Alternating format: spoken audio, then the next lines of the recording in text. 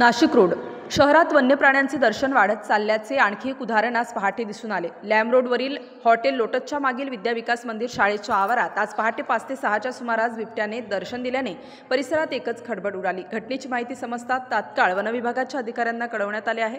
गेल्या महिन्यात 2 लहान मुलांवर बिबट्याने हल्ला करून ठार केले असल्याने नागरिकांमध्ये भीतीचे वातावरण अधिकच तीव्र झाले। दरम्यान बिबट्याचे दर्शन झालेल्या परिसराच्या अगदी जवळ असलेल्या वडनेर भागातही मोठ्या प्रमाणावर नागरिकांनी एकत्र येऊन वनविभागाने तात्काळ उपाययोजना कराव्यात अशी मागणी केली आहे। सध्या नवरात्रीचे दिवस सुरू असून अनेक नागरिक भगूर येथे श्री रेणुका माता आणि नाशिक रोडवरील श्री दुर्गा मंदिरामध्ये पहाटे व रात्री आरतीसाठी जातात। अशा वेळी बिबट्याचे दर्शन होणे ही अत्यंत चिंताजनक बाब असल्याचे नागरिकांनी सांगितले। या पार्श्वभूमीवर आमदार सरोज आहिरे यांनी जिल्हाधिकारी यांना निवेदन सादर करून नागरिकांच्या सुरक्षेसाठी आवश्यक ती पावले उचलावीत अशी मागणी केली आहे। यावेळी जितेंद्र म्हरसाडे, कालिदास चव्हाण, विशाल कांबळे आदींसह अनेक रहिवासी उपस्थित होते।